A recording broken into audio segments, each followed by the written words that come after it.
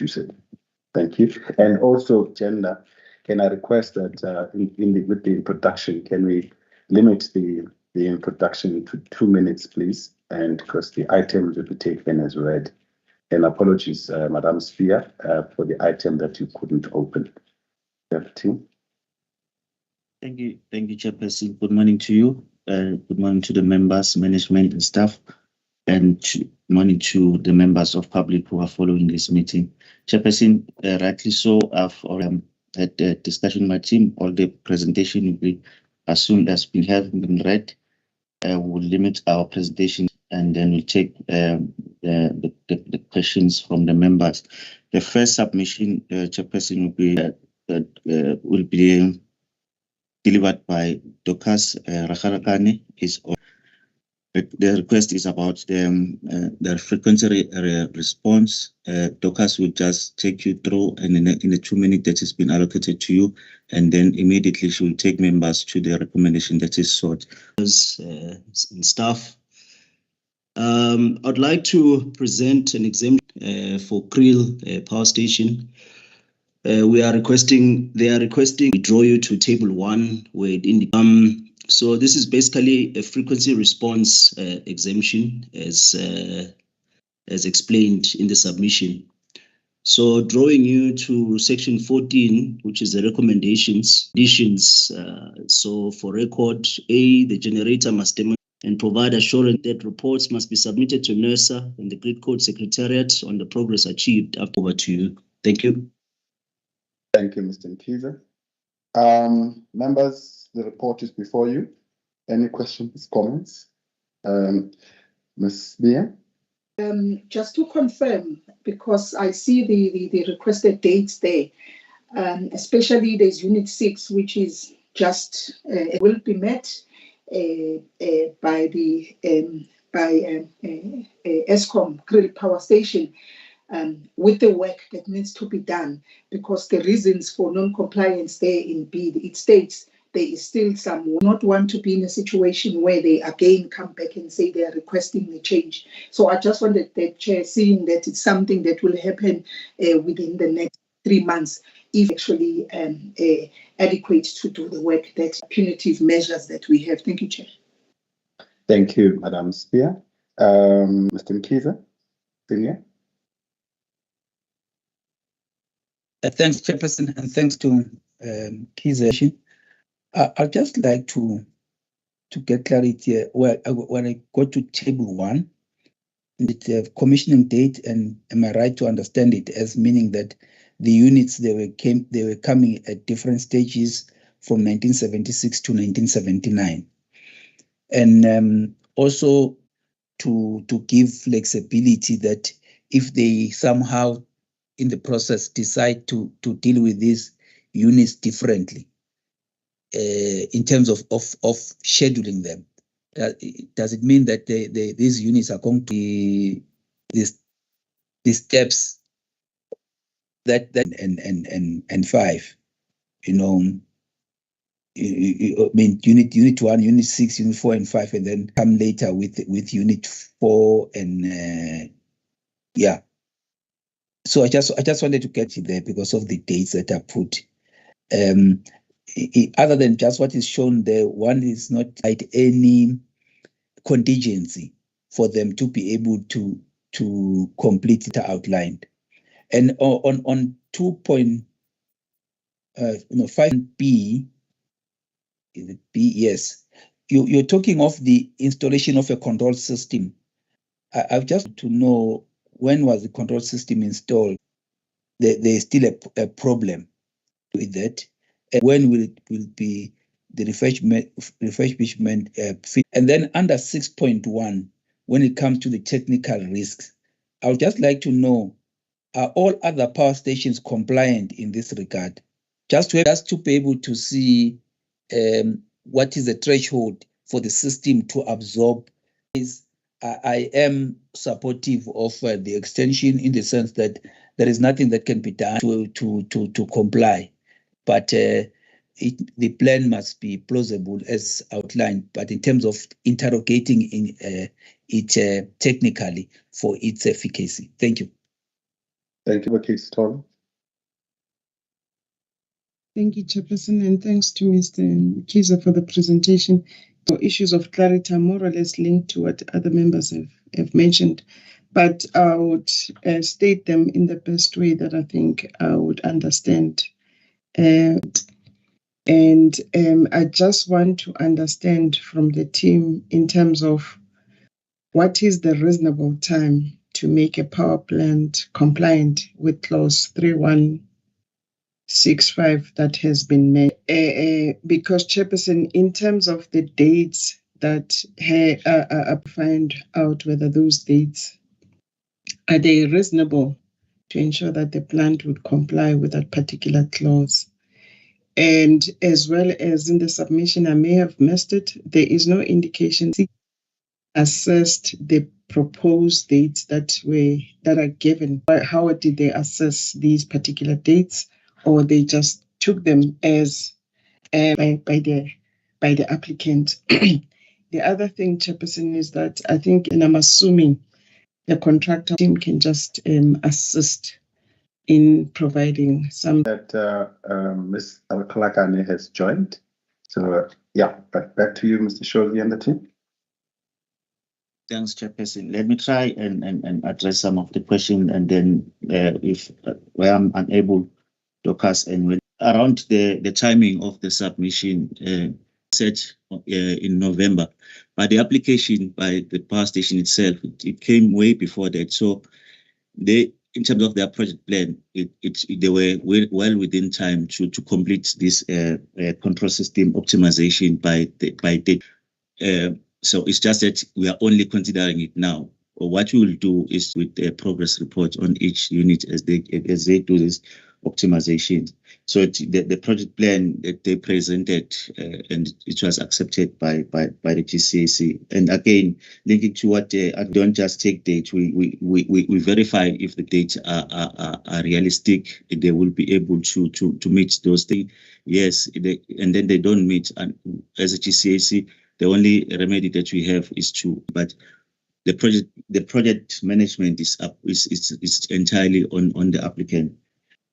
The COD, Mr. Mkhize say, why not grant the all of them until the 30th? The unit needs to be certified or given a verification. Okay, let me start by saying when the unit they have to provide this ancillary service in terms of instantaneous reserve.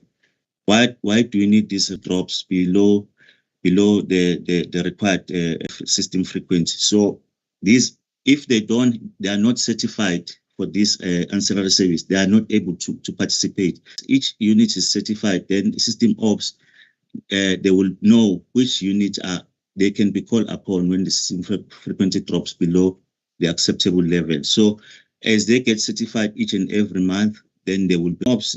They create managing the frequency as we are currently in. Why it took 9 years? As after this, if you are not certified to provide this service, we are not participating in the market. So I would assume that this the optimization that they are undertaking now, they want to participate in the market because the plants, the unit themselves, assisting the frequency. Unfortunately, if we don't have this service, the system will collapse. I think that's what I've said. We have to maintain a system frequency within the range. So we have to make sure that. Thank you, Chairperson. Thank you, Mr. Shozi. Mr. Mkhize, Mr. Falakani, if we can. Okay, no, thank you. Thank you, Chairperson. Good morning, everyone. So maybe let me confirm on one of the questions that Mr. Mkhize asked in terms of the date of commissioning, the 1976 and to 1979 in Table 1, it is commercial operation date. So the first unit came in May 1976, with the last one coming in 1970. Yes, that's the date that the system operator that Kriel Power Station committed to, and I actually did before this presentation to check testing the first unit, which is Unit 6, by end of March. And we've also indicated to them that should the exemption be granted, then after that first unit has been tested, we will request a compliance for power stations. The compliance is per unit, but just to indicate that they did actually indicate. So if the committee allows, then as a power station, we could go with the date of the last unit, but usually with the power station was from Mr. Tolle was with regards to the control system was installed, or it had a major refurbishment between 2016 and 2015, and now moving. Basically, what they've been trying to do since the refurbishment is to optimize that control system. So we don't know the exact date on which it was installed. The major project for this system was done between 2006 and 2015. But now with Mr. Callaghan, can you, before you proceed to the next question, I see Mr. Mkhize has got a follow-up. I think Mr. Mkhize. Just to be very clear and categorical, are we having other plants facing similar kind of risk? Because my understanding of the risk, I could be wrong, is that the more the plants that are having the similar risk, the higher than the risk. This is the only one that has got these challenges. Then it is clear. And then two, we need to separate and them actually complying, because what we are trying to avoid is a situation where they get an extension of this exemption, and that extension going punitive measures or penalties, where a person would maybe say something that the GCAC must think about in terms of there could be some form of payment in terms of constraining the system. So that is to them, just to be very clear on that, as well as the fact that if you've got you already are at risk now, even we're not granting that exemption because the installation was done, that then made the perhaps that can may assist the members that says a particular provision in terms of frequency modulation control. So this particular answer. Thanks, Chairperson. Yeah, just start with your question. Let me just make a practical example. If the plant is rated 600, if it's participating on providing instantaneous reserves, the plant we run it slightly with the system operates, because what then this clause saying is that because the plants are not the same, they don't respond the same, but the code is saying when you are running your plant at minimum, they can ramp up the plant. You are able to provide this answer, but not within the required time. Go and modify. This is what is happening. The plant for that. So, Mr. Mkhize, yes, the risk to system ops second is huge, because they'll be going around asking for this service. It will eventually come, but the system will have collapsed. Hence, they are saying, in order for you to within 10 seconds, that's what the capability is all about. But yeah. The first as a first order. Right. All right. So instead of that, the message that the system may collapse may be misread by the public out there, when in fact all we are simply saying is that the first price is that can respond within 10 seconds, and other submissions on this particular type of grid code. So that's why I'd actually allowed it to continue for a while. But I think we have dealt with it with members. I really appreciate that. And as indicated, the decision that the team is requiring is under paragraph 14 on page 7 of 9.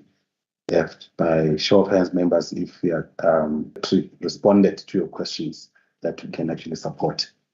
Thank you, Advocate Tolle. Thank you, Madam Massetti. Thank you, Madam, with these questions directly with them, so that may assist us about.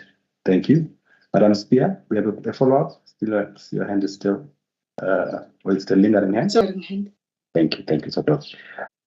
Thanks, Chairperson. Again, Ms. Dorcas Rakhalakane will take us through on this temporary exemption from CRISPAN, applying to be exempted from complying with Section 9. To request the Electricity Subcommittee to duly delegated as per clause 1.7 of the delegation electricity delegation. It's a request for approval of a temporary exemption extension. Grefspan Solar 2, and they were previously also highlighted to have been not complying with the first and second harmonic, but after testing and assessment, it was then discovered that they are actually compliant on the remedial action for them to correct this power quality. They are planning to install a harmonic filter, which will then filter or cancel these problematic harmonics and make sure that we have a perfect supply that can be used or that is usable by appliances in households. So that's basically in terms of the remedial action.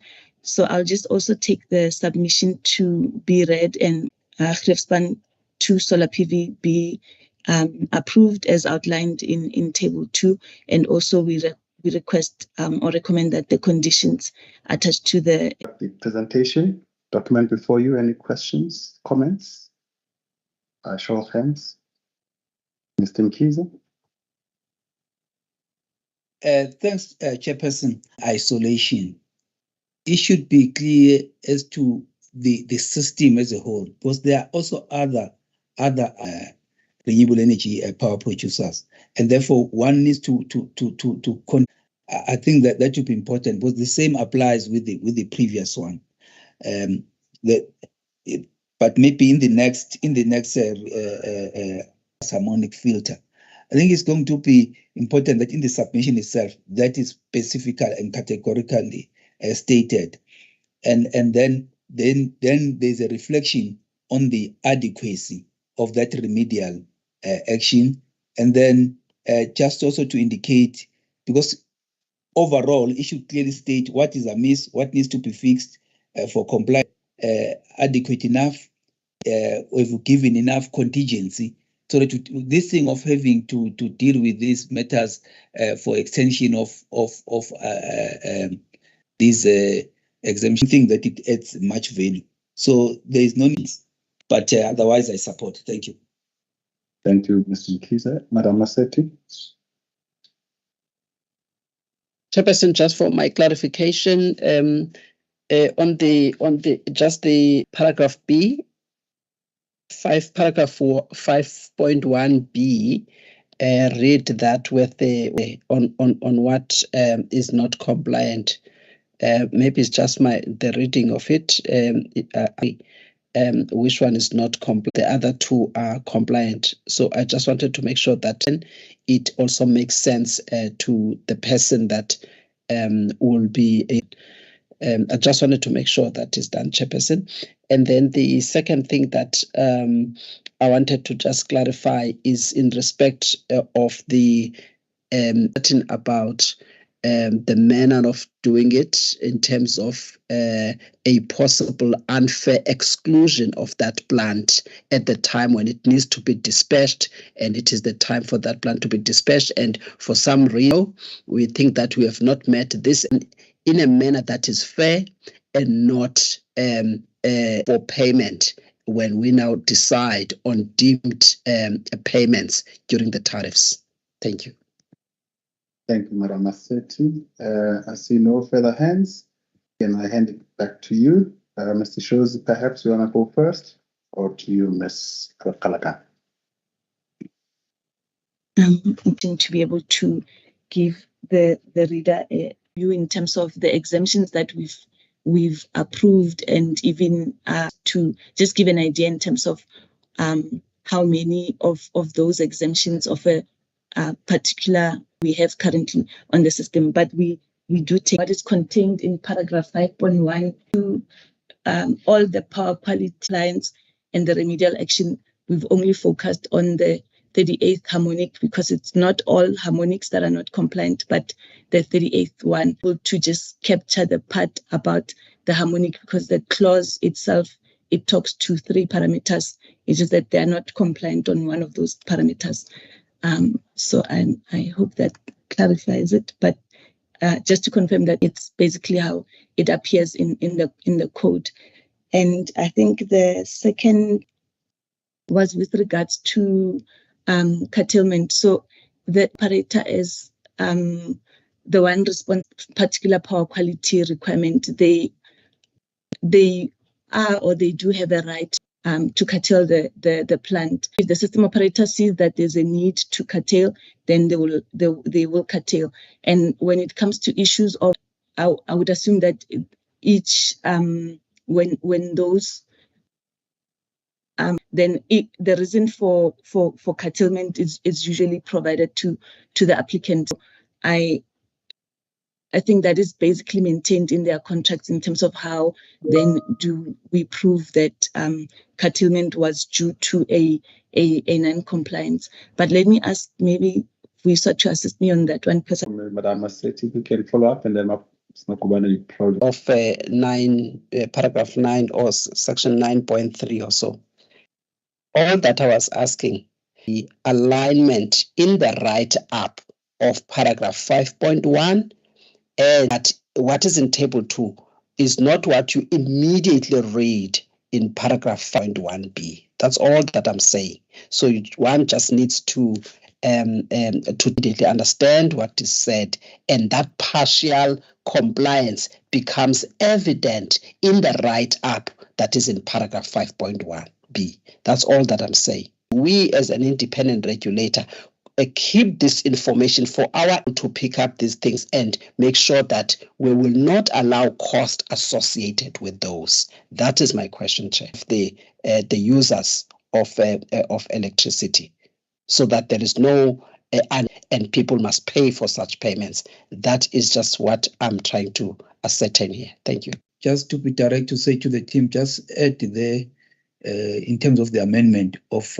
B to state that just made to start from the however, that when further assessment, therefore they are in compliance with regard to the second and third harmonics, which would then be aligned with what is in 2, just to deal with that. Because that is not coming out clear, but my reading is that it means that. Thank you. Thank you, Mr. Mkhize. So that's the for the plan. So basically, all the simple saying that just extend that sentence and clearly indicate that therefore for those 2 harmonics that they are actually in compliance. Of deemed energy payment, energy claim is made. The system buyer, the single buyer does make an investigations around the circumstances around that deemed energy payment, in terms of the need for the curtailment are then looked into under that investigations and issues of non-compliance be deliberated, because the PPA does outline the conditions under which deemed energy payments may be paid, and so that is the process that as a result of non-compliance, that's when it will be dealt with. But also as part of the scheduling and dispatch rules, we do get a report. So from a verification perspective, we do get that information, but also nothing stops us from, as they keep record of all of these. Thanks, Jim. 5.1b with that addition of that, so that it becomes quite clear the link between and the table 2. But also, I think thank you both to yourselves, Madam Akuban and in terms of the explanation provided. So members, with that, can I take you to a decision, please? The decision, I start repeating that long paragraph. Members, by show of hands, would you be in position to, Mr. Mkhize, thank you, Madam Massetti, thank you, Advocate Sithole. I don't, thank you, Sophia. Right, so with that, we then move off this item and go. IDM, who's presenting this one, Mr. Shows? Thanks, Chairperson. This one will the submission is for IDM, Integrated Demand Management Annual Performance Verification Framework. What you are trying to achieve here, Chairperson, is that in the previous 2019-2020, we using consultant. Even before that, we have been using the auditing internal auditors to assist us in terms of performing this audit with regards to tracking funds that were approved MIPD if they are correctly used by ESCOM intended purpose. But over the past 2 years, we realized that we are not meeting the target 2019-2020 because the project was highly dependent on the external, the use of external consultants, and also following PPT that we will use as the framework that we'll use to achieve the same audit outcome that the consultancy. So the presentation by SEL is to present this framework to say going forward, this audit internally, but also achieving more or less the same what we're doing and also saving in terms of the budget, because we are roughly. The purpose of the submission is to request the electricity subcommittee to approve to perform its assessment on the level of compliance of ESCOM IDM with requirements as stipulated in the framework. And the verification will be conducted on an annual basis. And in page 6, and they are as follows. It is recommended that the electricity subcommittee approve framework attached as Annexure A. Thank you, Chair. Thank you to the presenters. Just from a process perspective, you mentioned them externally, now you're moving internally. My question is, who was owning the audit methodology now that you are talking about establishing a new one? So who owns data and all the methodology they were using when they were doing the audits? And then the second issue, if there will be some sort of rotation, 3 years, there is an audit of a certain, and then the issue of the process with regards to when you have audit final regulator, the final audit report, the issue of corrective action plans and deadlines. Then what is how do we deal when it comes to those action plans? I assume that you have meetings with the ESCOM management to actually commit on the deadlines and. Chairperson, I have 2 quick questions on the for the public meeting, but unfortunately the team then combined those issues with the 2 things, Chairperson, for me. At least these funds, they also come from the tariff. Why are they still required to date during the time of load shedding? I don't see the purpose, at least from my side, because they are going to, from the demand side, what is it that you can ever constrain them from demanding more or from using energy of it anyway for, for several hours a day, and it's getting worse and worse, still required? Why is it still necessary? So that, for me, that is my question, and I think maybe just needs us to rethink about this and look at whether we're just doing it for the sake of just having as a nice to have, but that's the strategic purpose in light of what is happening in the country today. Thank you. Thank you, Madam Mr. Nkiza. Sorry, it's Advocate Itole first. Sorry. The using the framework. And when you look on paragraph 2, we talk about the procedure metrics for evaluating or for the audit process. I just want to find out whether are we going to be developing a separate procedure, Chair, if it's not confidential. If you look under financial implications, we are just being given the savings that will be, but we are not being told what actually are or have been the cost of doing this particular audits. Chair, as I said on that second point of clarity, the team can indicate the cost if it's not as part of the enhancements of the report, because you can't indicate saving actual costs for a reader to understand. So for me, whether these costs, these savings that are indicated, are they really savings without having to do this through a service provider? Thank you, Chairperson.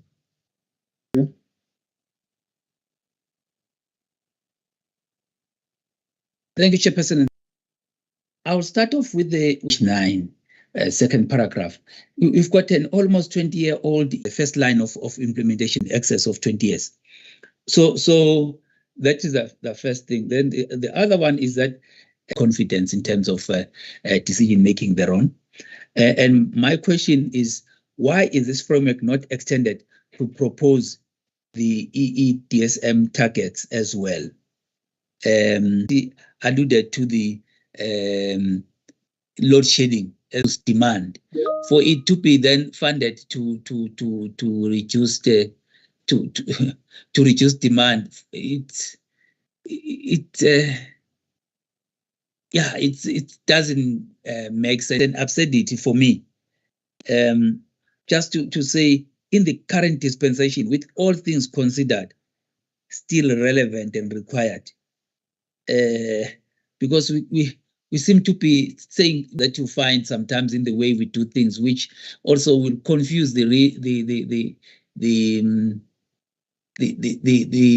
public out there, and give an impression that maybe we targeting as well, so that we can have a zero target put forth through the use of this framework, considering the dispensation we're in currently. Yeah, I'll leave it at that. I think, Washington, as you respond, I think yes, and perhaps Mr. Shows you are best suited to do this. Can we?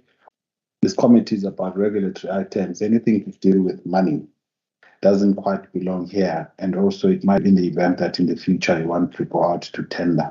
So whatever that we do, then of course this question will assist. That this question is raised. We once asked to produce to give responses why the project is important report on the importance of the EEDSM project. We'll resend that one so that members they can probably understand where we are coming from. From where we are, the project is very much relevant and it supports the policy. If you look at build a unit of that magnitude, it will take you at least same power can be utilized somewhere. So it's a program that members to read through. On Ms. Sibia, skills from the consultant that will be appointed based on what they are in their proposal and what we have drafted as terms of conditions and what document they should go and assess from ESCOM and is available in terms of, because ESCOM also has the internal processes in terms of how do they contract this in this program. And then they just go and verify the participant. But we did not have a methodology that we can say we relied on the terms of reference. And then about the rotation, yes, ESCOM will identify in terms of their planning of how much they want to save, and then they will invite the participants to submit their proposal and then contracting. So it's not ESCOM that is being rotated. ESCOM will, based on what is being, it can be saved out in place, correcting action plans and timelines thereof, and then we'll monitor the progress if that we deal with every day. Chairperson, all that I'm asking is that we can't just see an issue of cost savings in isolation with what with the entity reflected in our own decisions. It cannot achieve, simply cannot meet that demand of producing that electricity. But we make decisions that irrespective must be paid for. In addition, we now say, well, it can manage the demand. When how do you get to the point of managing the demand when you have load shedding? You now reimburse this entity for implementing load shedding. You're reimbursing it. You're taking money from the consumers, mostly, which is affecting us all and the country. To say that you are reimbursing it, you're compensating it for load shedding. How do you, because this is to say it's very good in demand management. When this entity is experiencing challenges with load shedding, that's where I'm saying really the regulator that should be concerned about these things and be able to take the interest of the users of electricity and make decisions. Let's just look at it in isolation. It's worrying, Chair. Thank you. Thank you. 20-year policy. Especially the issue that he raises around EE targets, the rules and approaches that we use to try to secure supply to ensure some kind of supply security or supply stability. The question that we are asking is they'll provide the framework, but it still doesn't take away the question that we are asking of the relevance of a particular response in respect of supply challenges. You minimize the level of load shedding. Now the question asked is, how relevant is it? Should we be paying a supplier who is already failing? I think that's the question that Mr. Shozi, as we respond to the questions asked by members, we need to then look at that again in detail. This tool that we are using to ensure that does it achieve the things we are trying to do? To what extent does it assist with energy efficiency targets and so forth and so forth? So yeah, but over to you, Mr. Shozi, and then you can answer the rest of the questions as well. Thanks. Mr. Chairperson, I'll try. The questions are not easy at all. Like you said, when we're dealing with the managing the frequency, we start at supply side. The system operator will dispatch, or you are saying instead of just, let's say, 600 megawatts is needed, instead of start by load shedding, then these plants that are contracted to system up to provide this service, then they'll start reducing their production and remain stable. But that, because you manage the system as the policy, I don't think it envisaged the current situation that you are in now, to say the reality is, from the system perspective, system operator perspective, do you balance the system? Generator, if it fails, then you go to the demand that are willing to participate to reduce all of monies. It's not the money that goes to the licensee. Yes, the licensee manages the funds because they are to the people that are participating. But as I've said, FTRM is to probably enhance what you've already provided, and the outcome, why we're doing it. I think that we are saying the project is there. We're not doing through consultancy, we're doing internal, and then we're asking the members to look at the tool, how the tool is it a proper tool that you are addressing? Thanks, Chairperson. I get a sense there is discomfort around, and sometimes we spend a lot of time on something that we're not going to approve. So goes out to members and say, it seems to me that there is the discomfort of this program, number one. And therefore, even before we consider the framework or the approach to which we deal with it, let's get comfortable about its relevance and how much it actually assists, and see whether the costs that are associated therewith are worth are actually worth the outcome. Can I then we postpone a decision on the framework and focus first on whether of the appropriateness in support of the laws that are already in the MYPD that we may already have in there, and if they're already there, to then say how do we manage those costs that are already been forecasted and being compensated in the MYPD. But members, I'm just concerned long on a topic we clearly are not going to approve it. So that's what I'm just trying to put up to you in us being presented first with this demand management program itself, again, the IDM, or would you like to comment on the option? First, I would say that if there is an urgent need to have the framework in place, we need to separate the issues of the framework, which is a procedure, and then I would say the policy of having the IDM.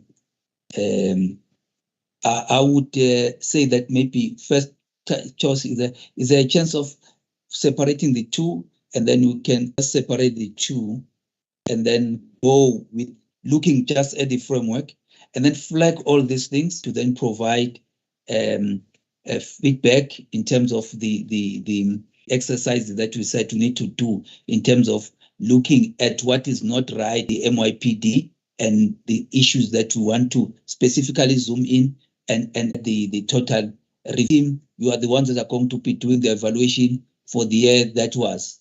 And then you then, like I was asking for the addition of suggesting targets or the methodology as such. That we are accepting the policy as it stands, but we put in place urgently reviewing that policy or methodology. Thank you. All right. So the first option for the vote, members, on can we with a clear understanding that there are two processes. There is a policy and then there is a procedure.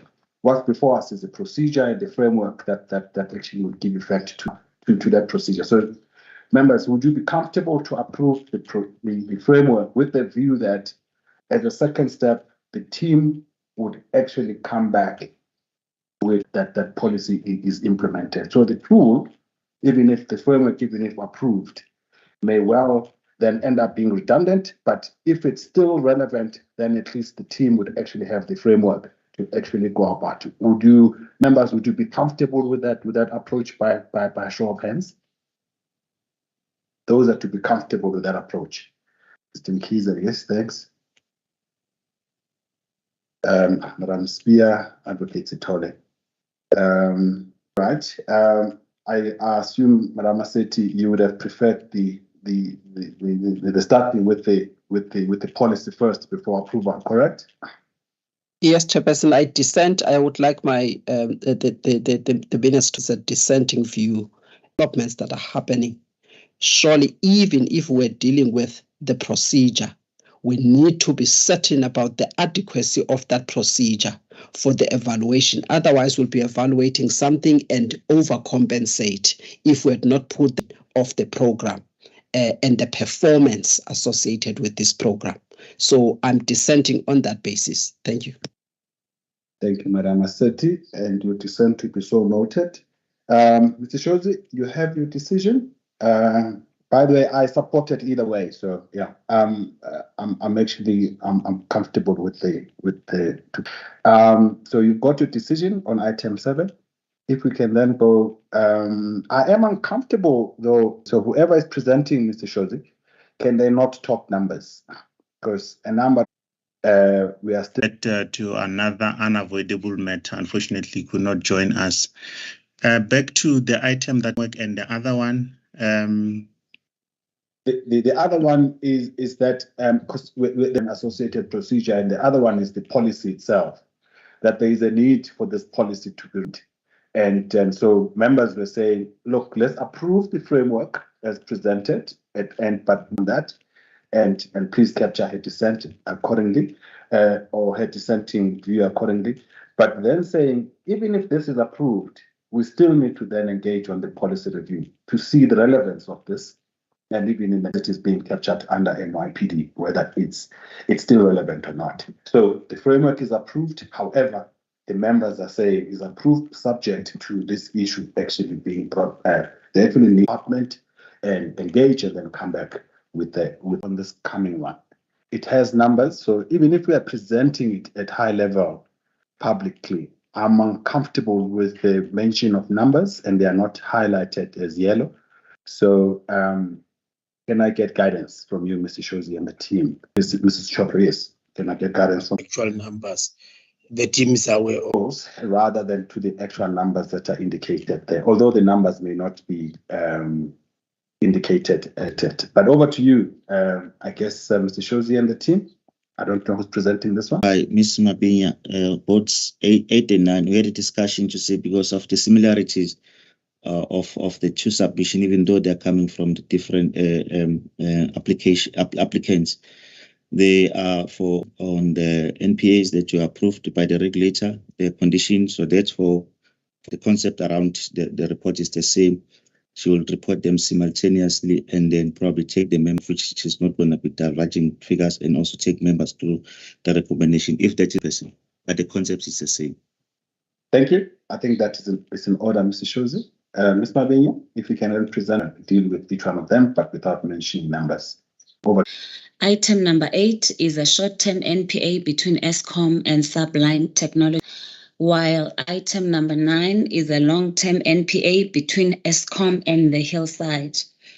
When these were approved by NESA, they were subject to provide progress reports. It has sustained operation to the local economies. It is therefore concluded that both NPAs comply with submission, which is item number 8, as well as note 11.1 of the Hill. Then I'm assuming that members, there are numbering challenges here, and if those could be corrected, and board members have to worry about if we can just focus on the content of the document. But please, Ms. Mavinya, please that page. So that members, we've got the two reports in front of you. We can deal with them. I'm not sure in whichever way that you want to deal. We can always refer members, starting with Madam Spear. Thank you to the presenters. Just a process question with regards to the second one, the hillside one. Why are we coming so late with the report? It's a report up to July, and we are coming in March. Can we streamline our processes so that we can come on time? And then, what was the other question? I'm going to it. Chair, I think I'm fine with others. I was those progress reports. Yeah, number 8 on page 3. It says so that it must be every 6 months. So we are now due for the next one at the end of this month. So that is the reason why, Chair, I'm saying soon. So can we make sure that the 6 months is adhered to, so that we... Yes, thanks, Chairperson, and thanks, Madam, to highlight that it's going to be important for feedback on how the efficacy of the amended framework, and I think that there should be some kind of capturing of that in future, and that can then feed back to the policymaker. As I alluded earlier on, that I see the regulator in terms of government policy as being part of the first line implementation of policy, moving and as well as action. So if that there could be space to cover the actions and what we require, the indirect employment is not. You don't have figures. I think we should have some indicate figures there in terms of whether we talk of it as a minimum or so it does in terms of evaluating, because there is something that we are foregoing so that we can be able to gain from a point from a broader economic point indicated. Maybe if Madam Mavinya can reflect on that. Thank you. Thank you, Mr. Mkiza. I support the recommendation. Thank you. Thank you, Mr. Mkiza. Madam. Sort of agreements for negotiated tariffs. Hours of the implementation of these two would efficient spreading of again does yield efficient, and not only the cost of decision that we have taken, that indeed we are comfortable that it is still reflective of as a sort of a markup on that cost, a markup that is sufficient to recover for the licensee to recover its fixed cost and common cost, number one. Number two, to make sure that even with the tariff that it is paying, it is appropriate for ensuring that the licensee is not going to encounter losses as of arrangements that are made if, for example, as the recovery of the fixed cost and other common cost. So I thought that always come out very clearly where we'll show the marginal cost or any other appropriate measure to that measure of cost, then it must show what is that markup, and that markup for ensuring revenue certainty and meet for Eskom. I thought that should be the language, at least that we strongly to reflect when we do the impact assessment. Chairperson, the other point that I wanted to just raise on paragraph 5.5. I'm not sure if this still the numbering is correct, but I think to reflect the changes, so that reflect the especially line 5 there. We just need to be very clear on the amounts that we are using, and then because the other amount shows 97 rands, if that is correct, then minus on those figures, what does it mean? Because the sign there is not a minus. So a dash, what exactly is it? How are we supposed to read those figures? Do we read those figures as negative? What exactly is happening in 6?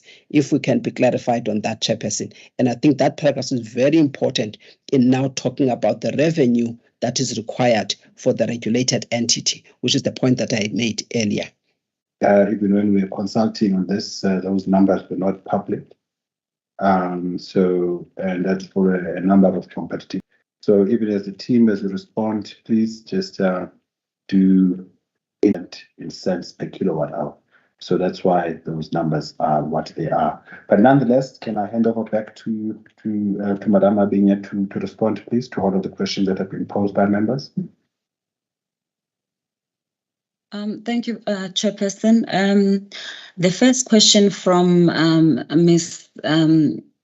Sibia, in terms of the hillside process 22. So this report is the second progress report. Madam, the concern raised by members here is ends and when this report comes before us. All she's requesting is that if we can improve our processing of such reports, so that at least within 3 months or so. But she's just asking for efficiency, that there seems to be a big delay. Mr. Suchatlo, you want to add? There is definitely a delay, but some of these delays are caused by the audited reports, and for them to then report to NERSA, it takes another 2-3 months, and then that's when we start processing it. So it's just that processing of it. So maybe what we need is to actually not just say 6 months, but fix a date to say by a particular region. All right, thank you. What the team usually does is that every 12 months after the implementation of the NPA, we usually draft a report and share the progress with the Minister of the DM, the NPA for a period of 12 months before drafting a report. And in terms of the employment, in terms of quantifying it, they were quantifying the numbers of employment. We only could quantify these after the report was submitted. Can I then ask Maja or Pumla to please assist in answering Ms. Maseti's question on the efficiency of the tariff as well as the markup, if they can please assist with that answering of that question. And then I think in terms of paragraph 5.5, I see X amount. That's what it basically means. Can I then ask Chair through you that Samson and Pumla? Thank you, Chair.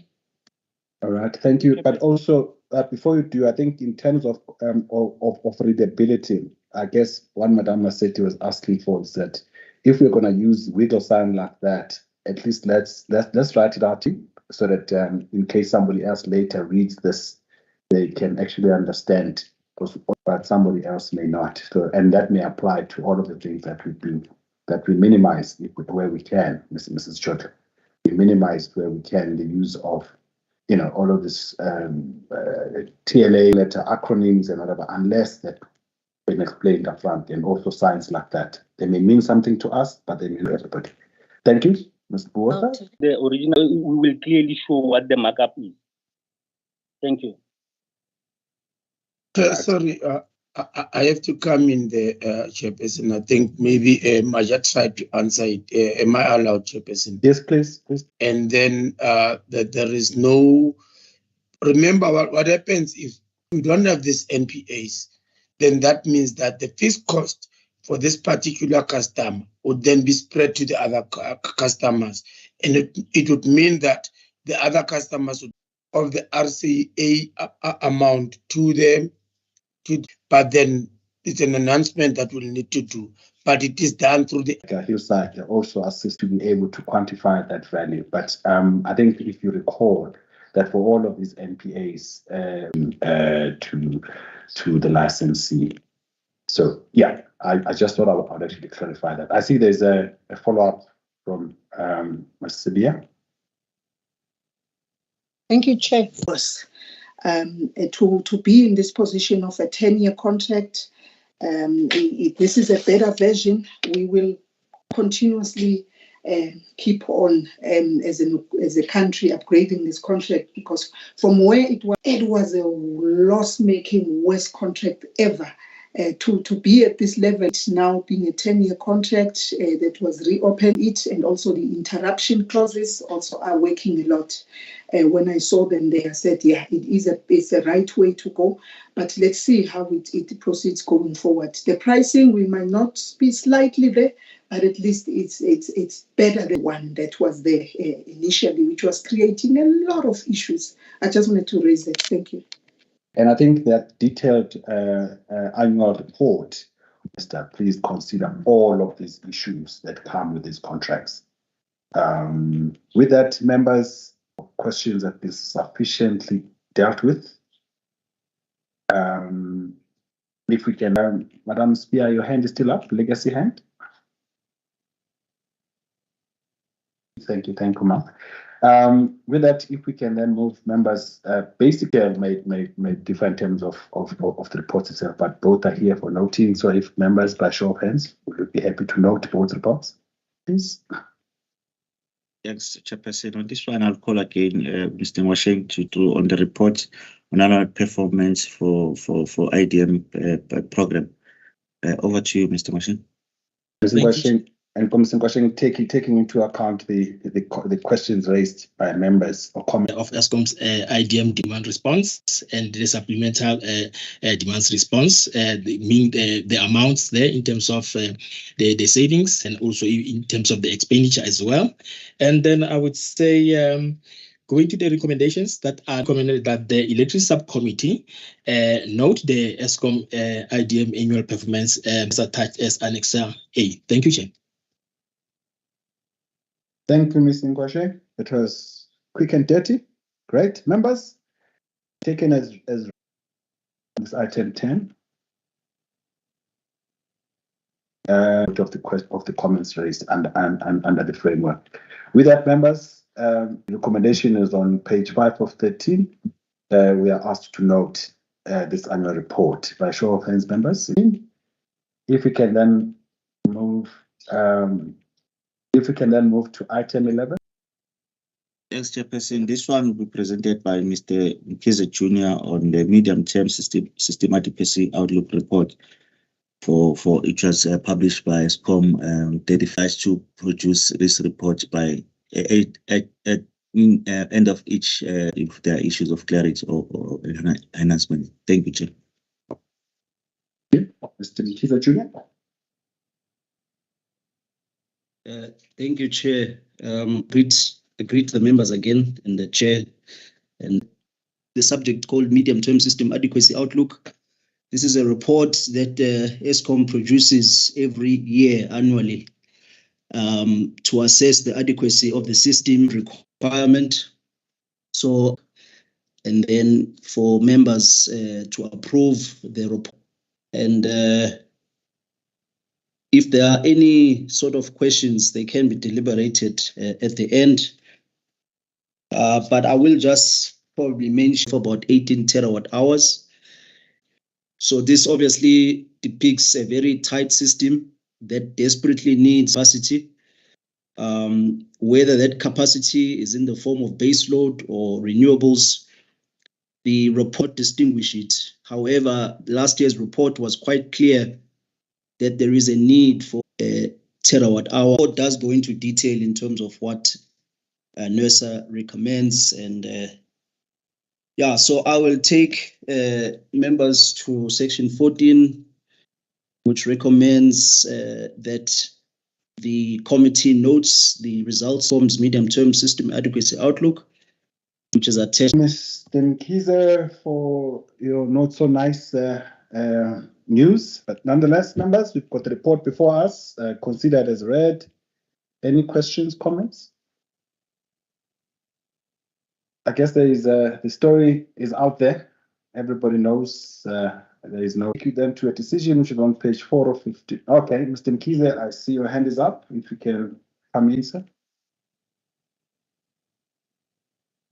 Yeah, I'd just like to, first of all, thanks for the Mr. Mkize. Thanks, Chair, for the opportunity. You know, I'd just like it's a kind of in the sense that what does the economic development goals of the country, the economic to continue talking about the same thing, the same targets in terms of the GDP.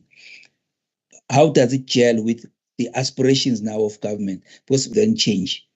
In other words, also in engaging with the economic cluster departments, if they engage on that with them, yeah, I would just like to understand that. Thank you. Thank you, Mr. Mkize. Mr. Mkize, question. Please, yeah, okay, before, I think it has raised also a question from Madam Massetti. Madam Massetti. To look at whether the licensee is capable of delivering according to expectations and the obligations of its license. Now, surely there must be something that we do from our side as the regulator, the asset that we compensate and the assets that we must make sure that they are well known. This is our time. If now the outlook says for the next 5 years that they will be capable of performing as expected, surely any regulator out there will have to think very hard. What is it that we can do under these circumstances? That's number one. Number two, when we say one of the things to do is to make sure that the energy availability improved, what is it that we're doing? And that should have been here. And so that the regulator is very much going to whether we do something quickly so that we can is to find out about as the regulator has in enforcing and monitoring compliance of this report that is before us. Yes, it is it indicates the adequacy outlook. It must be enforced to improve the situation.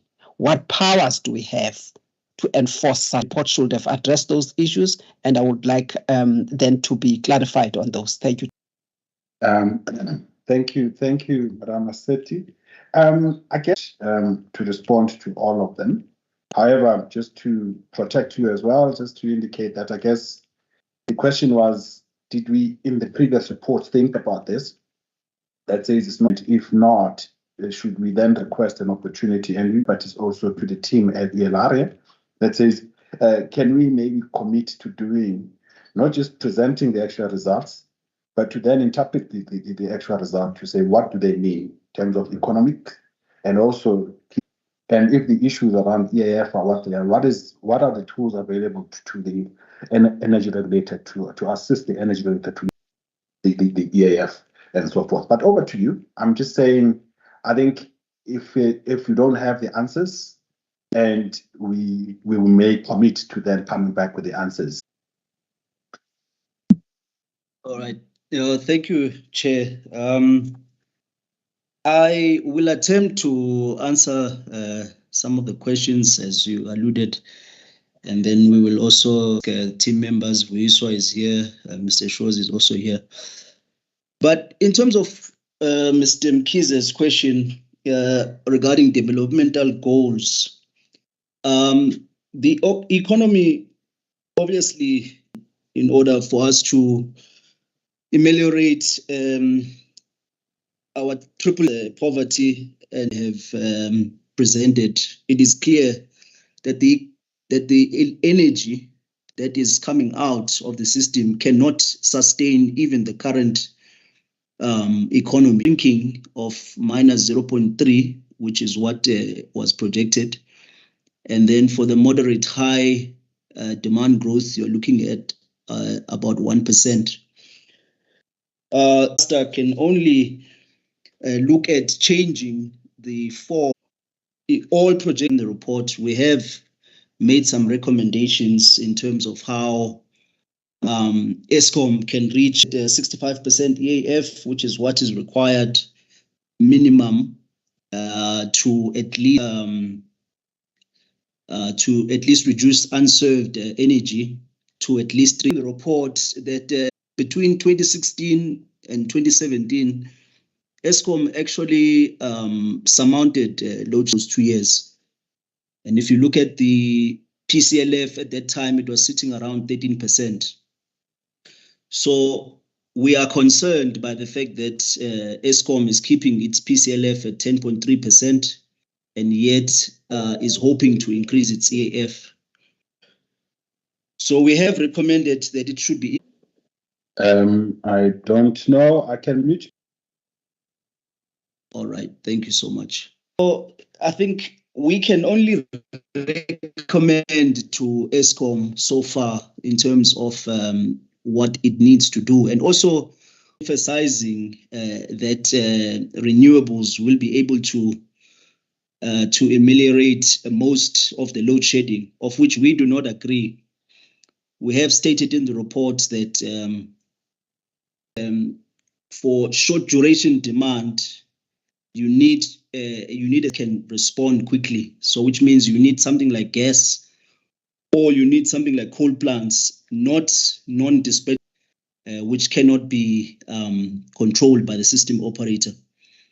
So we have emphasis for the need of baseload energy needs to continue. We need to continue emphasize to the tune of about 3,000 megawatts in terms of CCGT, not OCGT, because OCGT can operate at much lower load factors, but CCGT can operate at much higher load factors, up to about 30%, which means in the system anytime, even during the day.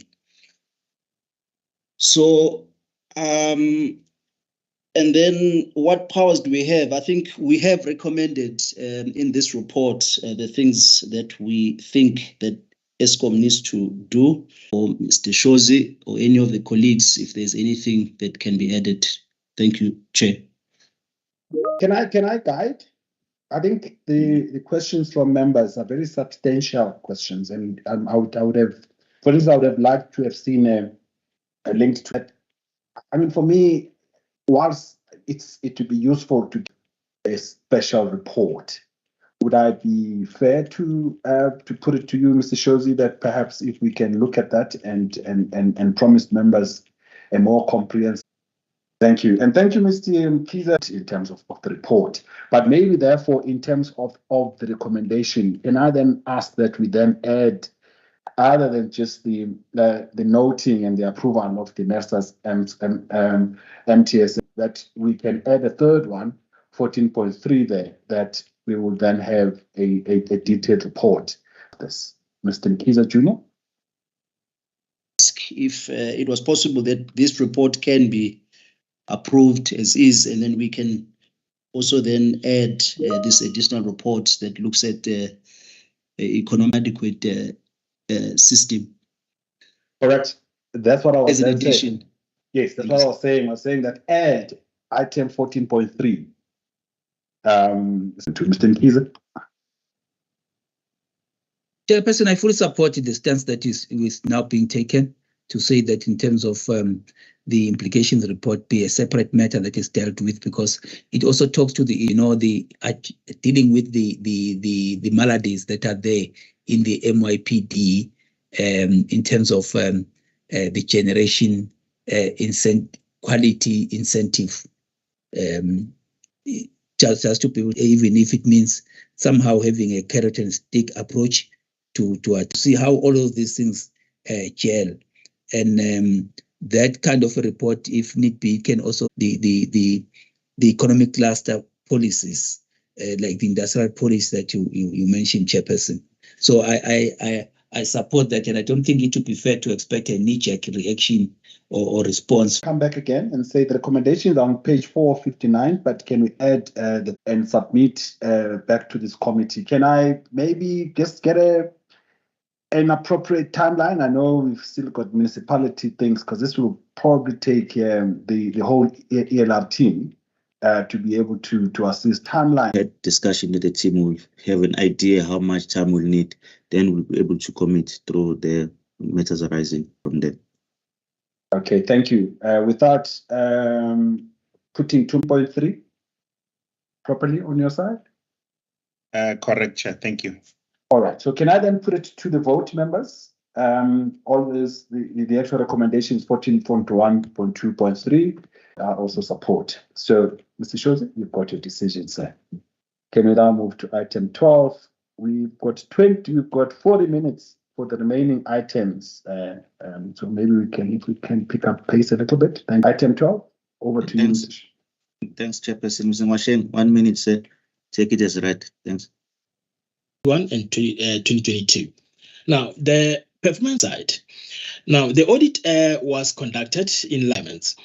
The evaluation of ESCOM's planning process was also conducted, and it was found that that the electricity subcommittee at 14.1 note the NERSA with grid code requirements financial year 2021-2022 attached as Annexure A, and approve the publication of the report on the NERSA website. Thank you, Chair. Thank you, Mr. Ngwasheng. Members, you've got the report, please.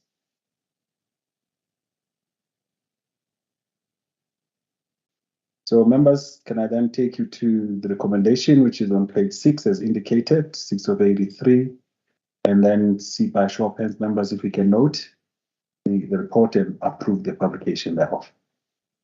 Thank you, Madam Massetti. Thank you, Advocate Sithole. Thank you, Mr. Nkize. Yeah, I still have you on the call. Yes, I still have you on the call. Are you comfortable to approve?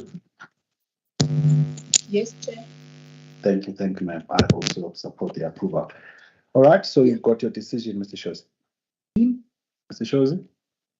Thanks, Chairperson. This one is Dr. Klashega. Will take us through on the projects report that we produce biannually. To members, management and colleagues, and also stakeholders in this platform. This is part of an ongoing monitoring project in the operation plan of NERSA, and it's pursuant to Section 4 of the Act, that is the ERA, and Section 15 of the Grid Code, the Renewable Energy Grid Code. And we collect information, as Mr. Shozi has alluded, we also publish this twice a year. So they basically also covered the companies like Sasol, Sapi, Mondi, there's sugarcane and industrial cogeneration projects. These are the procurement program, and there is about 800 the energy production capacity factors, peak period contribution, and we also managed to get some of the registrants, even though at this stage it's still not enough in terms of submissions, 29 submissions from them, and they produced 168 megawatts, this in 2022. The last part, it covers the socio-economic development, and just to summarize it, basically we had about 49 million that was contributed by these projects, the ones that submitted, of course, to economic development, which covers health, education, and so on. The submission, that's where we have our recommendations, and we just want the committee members to note the report of the monitoring performance of renewable energy of power plants, that is issue 21. It is attached as Appendix A. Thank you, Chair. I just want to check. It is one thing to of the renewables and the contribution, because we talk about the contribution, but we don't talk about the other aspect of the utilization of that capacity to the system and the impact it will have on the system. At least this report to touch on the availability of that capacity. if the capacity is about 10,000, the negative impact of load shedding. I don't see the impact of the renewable capacity in terms of the. Any other comments, questions? That was an enhancement, Dr. Kasheka, but we can respond in the case any. I'm noting is Ms. Maseti's point out that the projects as they are having, storage, they are not dispatchable, most of them, but a lot, because when these projects generate power, that energy cannot be stored in some cases. That is for later use. That is the one element. The more we have storage in the system, be it distributed or centralized, it could assist a lot in ensuring that during those off-peak periods, or even when projects need to be curtailed, they would have their own. It is a huge problem currently, the intermittence. I think that is the major problem. But in terms of capacity, these projects can produce quite a lot of capacity. That is, if you take the total. But it's that peak period, assisting much. Because those storage could assist as well in terms of reducing load shedding, because you would check time. That is all I wanted to say, Chair. Thank you very much. Thank you. And Madam Maseti, when the team brings its report again, they will enhance it. But I think especially the large table power. But it's something that we are insisting on, at least we are recommending to whoever is investing in the conversation with us, that please don't just invest in this as capacity. But the team will actually enhance on that. Thank you, Madam Maseti. Take you to the decision letters vote, where this report is here for noting.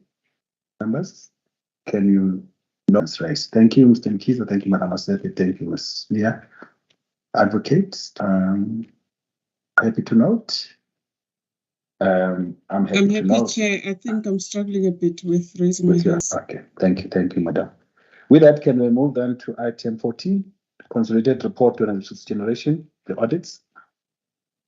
Thanks, Chair. This one will be presented by Mr. Jacobs. It's the submission is about the 5 and 3 of 5. Mr. Jacobs, shortly, Baba, just report and the approval of posting the report on the NERSA website. And this report, the audits that were conducted on the this time, we conducted audits on the IPPs, and it was conducted according the objectives were to assess the level of compliance to the generation license conditions, and the grid list of IPPs that were audited is on table 1. The report itself summarizes the finding. These submissions requires is to request the members. The report is before us for as per the recommendation on page 5 of 21. Any questions, comments on the report? Seems it's clear enough. So with that, members, can we then note the report and approve? Mr. Nkiza, is that approval? Oh, okay, so approval. No, it's a question no longer being produced, and then to the panels no longer being manufactured. I would just like to understand how big is this problem, and how will it shape the rooftop? Ms. Jacobs, can you assist?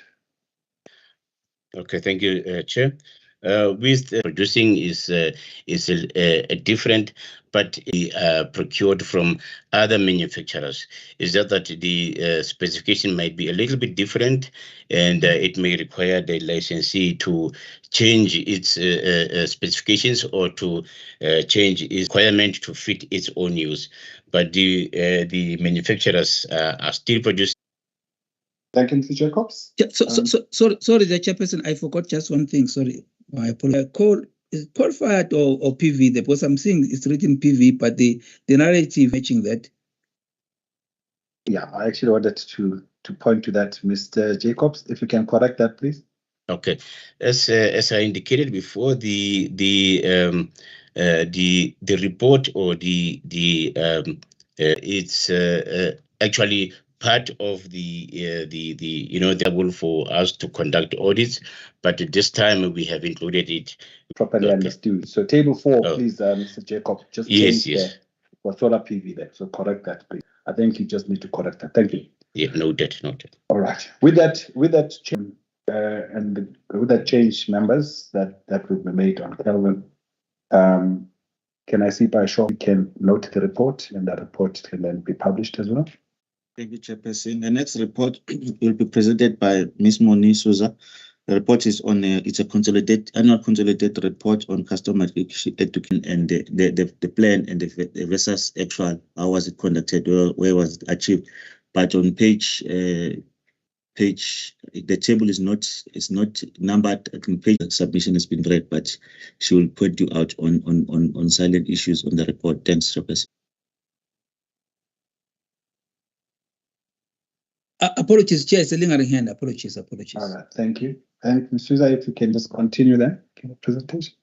Thank you, Chairperson and colleagues. The purpose of this submission is to request the ELS to note the paragraph 5.1 on P3 of the submission for the 2022-2023 financial year, as per the APP, and a breakdown of the number of customer education programs conducted per province in comparison to the actual customer education programs undertaken outlined on Table 1, which is on P8 of the submission.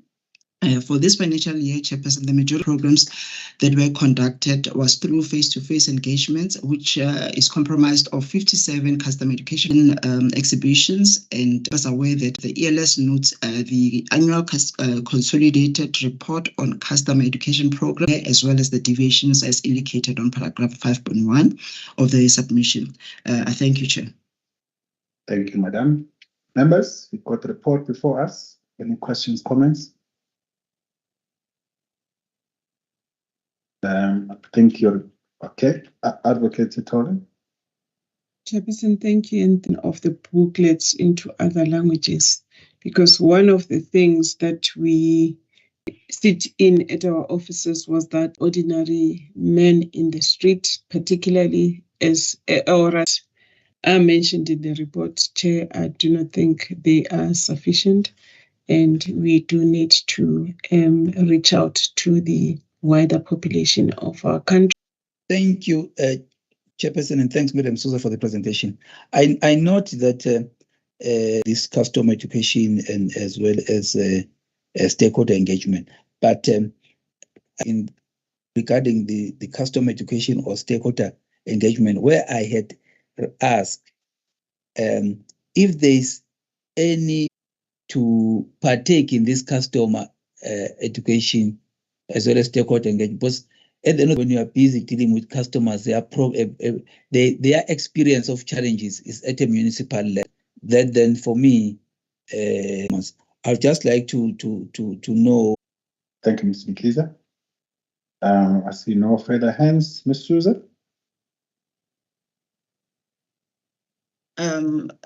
Thank you, Chair. I think I'll start with a question asked by Advocates to the time frame in terms of translation of the customer education booklets to other languages. I think with NERSA's language policy in terms of the translation, which was mainly in Afrikaans, I think English and Zulu, as well as Sotho. However, in terms of, obviously we will take guidance if we have to go further and did to all the other languages and see if we can also include them in this financial, because they've already been translated and need to be published or printed in this regard. But obviously we take that with regards to what Mr. Mkhize has asked in terms of the participation to participate in our customer education engagements, we usually try to always to invite municipalities to partake, as actually even licensees generally to partake. In other cases, we do get this, we don't. But I'm not sure if there is any framework or anything that actually compels them to attend. And we will also take guidance in this regard in terms of what needs to be done to make sure they also participate. Yeah, I think it's okay. Thank you, Madam Souza. Aruna from legal, please. Mr. Horo, if you can assist. Yes, thank you, Chair. There is a requirement, not necessarily to participate in NESA's custom by the Act and a distribution license condition to form end user forums where they can engage the customers. So yes, it's happening and we are trying to enforce it. Mr. Horo. Members, the questions have been okay. Advocate Titola, follow up. The point that Mr. Horo has indicated of these particular forms. So it is an issue that is being considered within NESA together with those licenses that are required to be setting up these forums. Thanks, Chair. Thank you, Madam. And I think it's a matter that is currently under consideration as well with the ERA amendment. Chair, without really delaying, I think it's going to be important just to explore that further in terms of both our customer education as well as stakeholder engagement. So let us look at the challenges that are involved there and try to find a way so that we be able to get the municipalities to the situation around municipalities, because it's well documented, and the frustrations you experience all of customers, so that they know where the source of their frustration actually is. So if the team can look at that and see how we can streamline and thank you, Mr. Mkiza, for enhancement. I think members, can we now then go straight with those with the enhancements that have been proposed? We'll do it as long as the other members, but we'll try to finish all of we are thriving to actually finish the meeting at 12:20. With that, can we then go to the decision that's sought? See the hands. I'm assuming that those are in support of Mr. Shoza. Your next item, please. Thank you, Chairperson. The next Ms. Makubane on the electricity regulation stakeholder engagement. Good afternoon, good day, members and everyone on the call. I will quickly take you through the report as planned for the year. And then under our motivation, we're just getting each initiative, including some capacity initiatives that were held.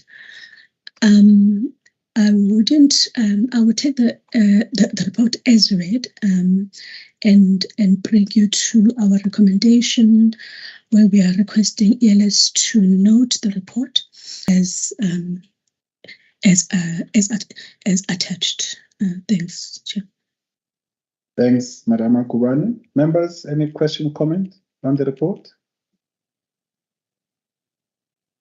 Thank you, Advocate Tole, Madam Maseti, Spear, and Mr. Mkiza also note the report.